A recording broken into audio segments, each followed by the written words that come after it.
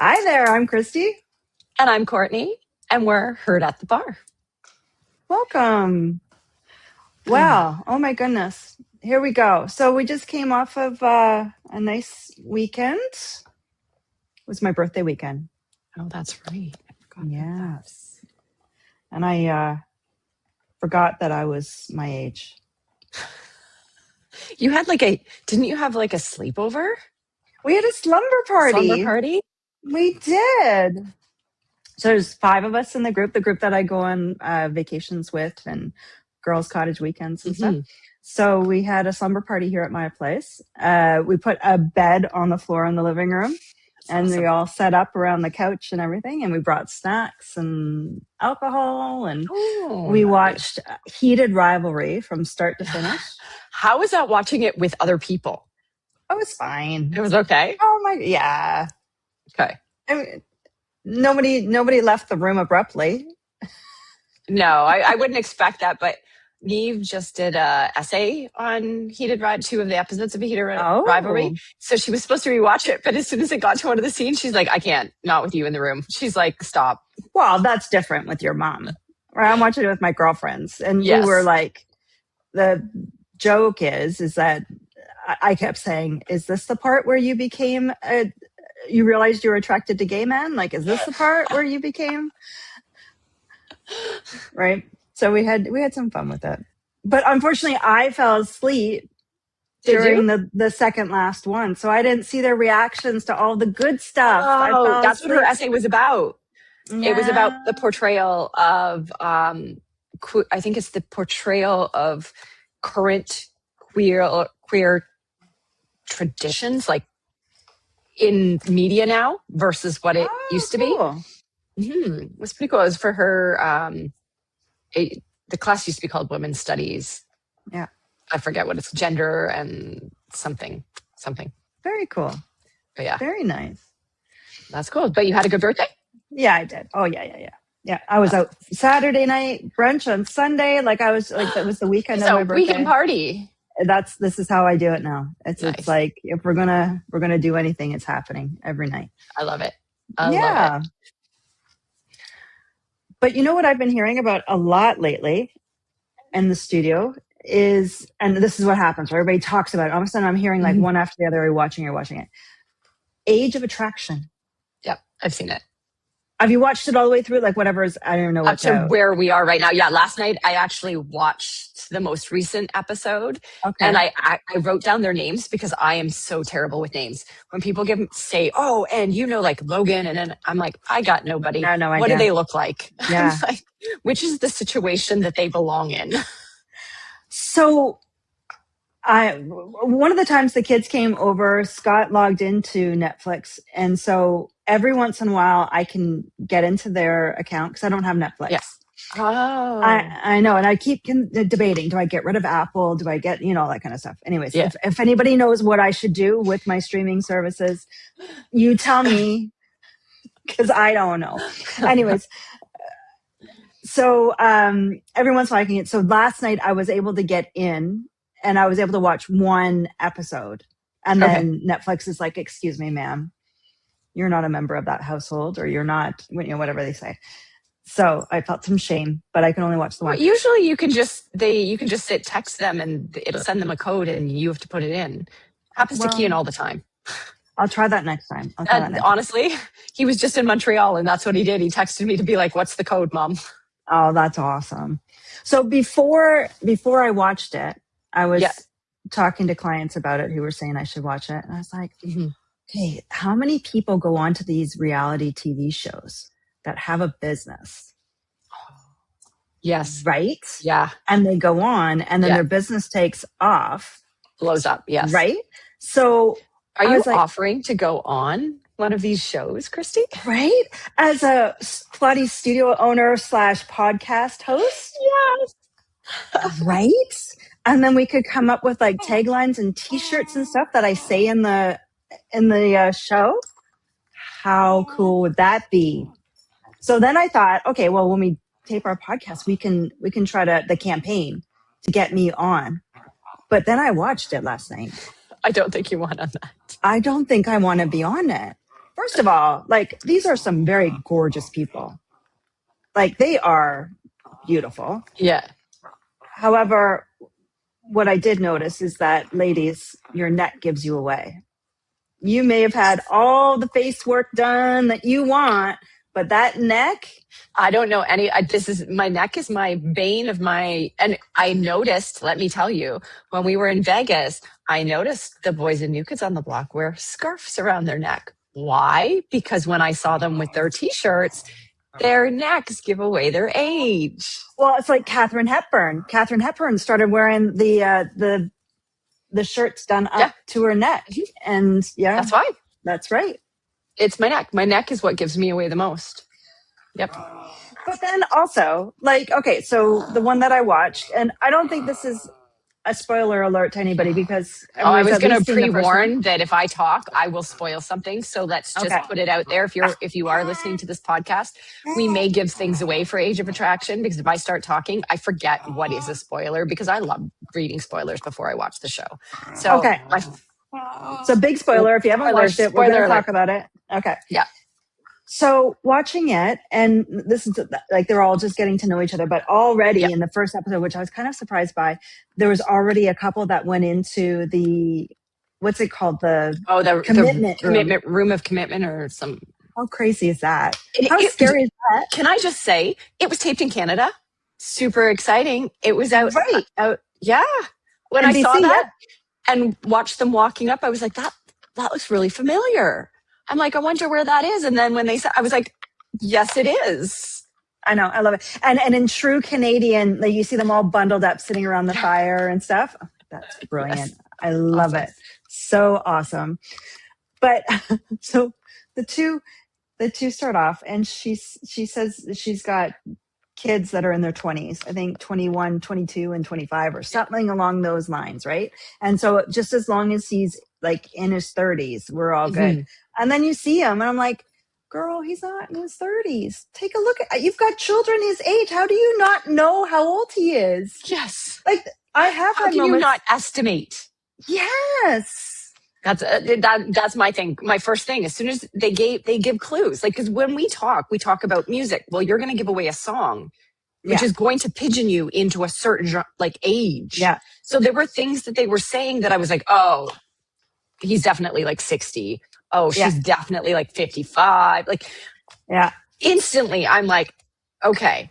And then I'm comparing the young girls to my kids to be like, okay, you are definitely Kian's age. No, you're closer to Neve, right? Just based on how they speak. Like, how do you not know how old they are? Like, I don't know. Well, and then even the ones that are saying that they want to, and I haven't seen this far ahead. This was a client telling me about it. That the ones that say, I usually date young and I want to go outside of that. I want to date closer to my age. And then they still pick a young woman. Mm-hmm. Like, okay, fine. Like, that's what you're attracted to. That's what you're attracted to. I do think that there's an age limit to when it becomes creepy.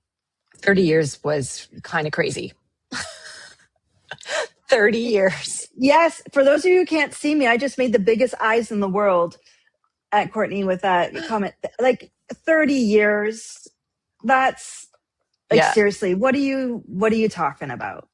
And honestly, how do you, like, there is one couple that they're probably my favorite couple. He's obviously looking for an older person because he does not want children and he doesn't want the pressure of someone trying to convince him that maybe he might want kids, because he does not. He does not want kids. He has been adamant he doesn't want children. So he is more attracted, he said, to older women who cannot have children, because then there's no pressure for him to change. Like, his mother is pressuring him. His sister is pressuring him. He does not want children.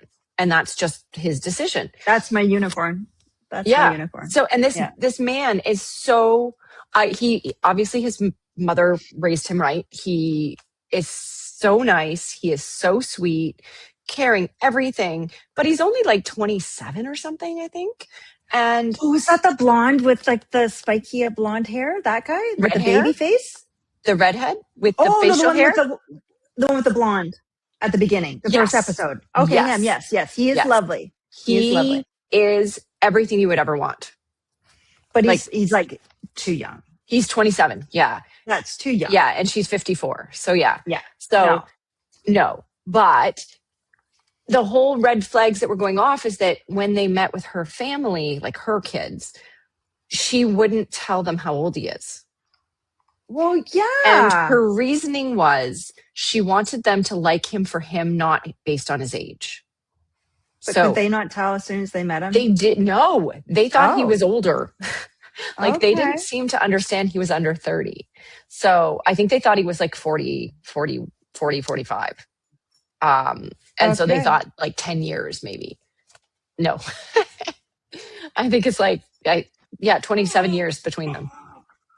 So, but I just watched it where they have this recommitment ceremony. So they've done the commitment ceremony, lived together in like a apartment. Then they went home to their homes, and now they're coming back to this commitment ceremony. One couple says, like, the woman's like, yes, but she's very clingy. Like, the guy himself was like, I'm not used to, like, first of all, I've never lived with someone. This woman wouldn't let him breathe without her beside him. And he was like, he even said to his mom when they had their talk, like, is this normal? He was like, do people do this? Like, I'm not used to not being able to go to the gym by myself. And she was like, if you go to the gym, I'm going to miss you. And I was like, girl, I think you need to heal yourself. Well, that was the other thing, like the amount of like tears that happened in the first episode, and the amount of like really damaged people who need to take care of themselves before they could actually be in anything like this. Like, but maybe that's what appeals to the production of having that type of person. I feel like it's not right to put these people who are obviously, like, I would have thought that they would have to pass some psych screening, because I don't know how all of these people are so traumatized. Like, they all have some traumatic story behind, being cheated on and not trusting because of it. And I'm like, how are you on this show? Why are they not picking? But I think that's why they're on the show, right? Because they're like, they're unlucky in love, essentially, right? They're having bad experience after bad experience. And they think that by the magic of TV, it'll make it better. Right. That they're going to find that perfect prince can be found by a producer, because they haven't been able to figure it out themselves. So let's get a producer to figure it out for me. But also that makes for good TV. I think it makes for good TV and drama, but it's just not healthy for these people. Oh, I agree. But I don't think there's anything healthy in the reality TV world. No. You're right. The pressure that gets put on people in these situations. Like, I can think of all of the ones that I've watched over the years, and the pressure to talk about what's going on in your personal life when maybe you don't want to talk about what's going on in your personal life. Women who are single, who start to date, now every single thing that they say or do is being put under the microscope, and every guy that they date has to sign on to sharing their life in public, right? And you see so many people that they stop being on the show because they've met somebody, and that dude's or that girl is like, yeah, no, I'm not gonna live that life. If you want to do this, we got to do this off camera. Which, yeah, like, you're signing up for a lot. Like, you would have, like, if I did it, I'm not saying I'm going to do it, I'm not applying for it, but like, if I were to be on something like that, I would go on as have a persona. I'd go on as like I'd have like an alter ego that I would show up as, not as me authentic. What is it? The Golden Bachelor? What was that? Do you remember that from 2 years ago? Maybe it was The Bachelor for like people over 50. Oh man, I want to say it was called The Golden Bachelor or something. Yeah, and there was another one with the Real Housewives. Something, I think Love Island. No, not Love Island. Oh, what was it called? I was going to say it's almost Love Island season. Yeah, no. What was it called though? Because same thing. It was like Luann from Real Housewives of New York was on it, and there was a couple of other Real Housewives who I didn't know at the time. I think Giselle was one of them. Anyways, But they were on, and the same kind of thing. Like they're all Yeah. over 50 and trying to find love. But like, it's, honey. Yeah. So I realized we never said what age of attraction was even about. So it's basically, I realized it. I was sitting here thinking, if someone was listening to us, they'd be like, what the heck are these girls talking about? So Yes. Ages of Attraction is a Netflix show. And it's where they put women and men together and they go through it's like a speed dating thing. Like you chit chat with people and you don't know their age. So you don't know anything about their age. And basically you find the person that you are most attracted, not necessarily just physically, but who you gravitate towards, who you would want to talk to. So when you're in a room full of singles, who catches your attention? And then you go over there and you try to talk to them and you kind of, it's like going to a bar, only everybody's single. But you know what, too? In that situation, I would be horrible. Like, I can talk to anybody, and I have that ability, and I am known within my friend group of being the one that all of a sudden, like, Kristy's made a friend with somebody over there. Yeah. But you put me in a situation where I have to talk to strangers, where it's not an option, and all of a sudden, I can't think straight. I don't know what to say. I don't know what to do. Where do I put my hands? I don't know. I don't understand. And that is like a nightmare for me. So I couldn't even imagine having to go table to table and small talk with a bunch of strangers. Like I said, I'd have to go in with like a different persona. I'm not me. And I don't know if it would come across as genuine or not, but I could not. Oh my God. Horrible. So no speed dating for Kristy. I don't think so. I don't know. I honestly, I have to say, I don't know that I could date these days. Like some of the things that I've heard from like clients in the studio, from Neve, Kian even, there's no way I could, I would be such the person who sits at home thinking like, I need to meet someone through someone else because I can't. But this is kind of the problem. So like we have a whole generation, our generation, it's becoming more and more common for divorce. And I think they're calling it the gray divorce. The gray divorce, yes. Yeah. Yes, I've heard that. And sir. I know. But the thing is that when you get divorced, something didn't go well, right? Something went awry. And Simon, we're missing you right now. Oliver is being very needy. And in it, if you don't take the time to figure out what went wrong in it, what your responsibility was in it, what you want to improve upon personally, but also what you want going forward. If you don't take that time and you're just so focused on getting right back into something else, you're just going to continue spreading that virus of dysfunction.